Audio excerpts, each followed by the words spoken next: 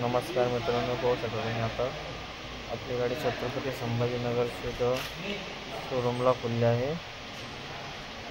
Gas किटचा गेला होता आपल्या गाडीचा, हेड खोलून तुम्हाला गाडीच्या बाहेर ठेवला।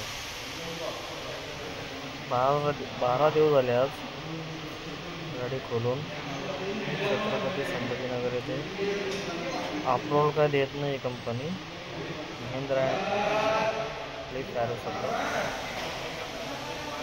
अप्रूवल देत नाही।